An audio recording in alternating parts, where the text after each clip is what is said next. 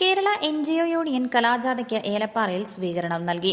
Idukki live വാർത്തകൾ നിങ്ങൾക്കായി അവതരിപ്പിക്കുന്നത് 20ഓളം പഠനാനുബന്ധ പ്രവർത്തനങ്ങൾ 2026-27 വർഷത്തേക്കുള്ള അഡ്മിഷൻ തുടരുന്നു. Don Bosco central school Kattappana. അക്ഷരങ്ങൾക്കൊപ്പം ജീവിതത്തിന്റെ പാഠങ്ങൾ പകർന്നു നൽകുന്ന വിദ്യാലയം.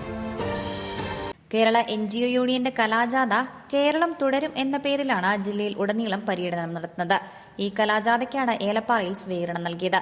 സംഘാടക സമിതി ചെയർമാൻ ആൻഡപ്പൻ M. ജേക്കബിന്റെ നേതൃത്വത്തിൽ സ്വീകരിച്ചു. ജില്ലയിലാകെ 11 സ്ഥലത്താണ് പരിപാടികൾ അവതരിപ്പിക്കുന്നത്.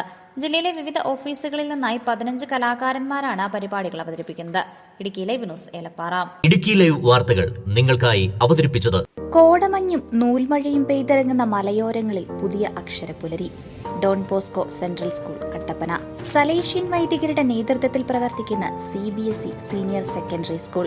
വിശുദ്ധ ഡോൺ ബോസ്കോയുടെ സ്വപ്നങ്ങൾക്കൊപ്പം മൂല്യബോധമുള്ള യുവതലമുറയെ വാർത്തെടുക്കുന്ന വിദ്യാലയം. പ്രസന്നമായ പഠനാന്തരീക്ഷം, ഹൈബ്രിഡ് ക്ലാസ് റൂമുകൾ, JEE, IIT, NEET എന്നീ പ്രവേശന പരീക്ഷകളുടെ പ്രത്യേക പരിശീലനം, health kiosk, football turf, basketball, table tennis, badminton. 20ഓളം പഠനാനുബന്ധ പ്രവർത്തനങ്ങൾ 2026-27 വർഷത്തേക്കുള്ള അഡ്മിഷൻ തുടരുന്നു. Don Bosco central school Kattappana. അക്ഷരങ്ങൾക്കൊപ്പം ജീവിതത്തിന്റെ പാഠങ്ങൾ പകർന്നു നൽകുന്ന വിദ്യാലയം.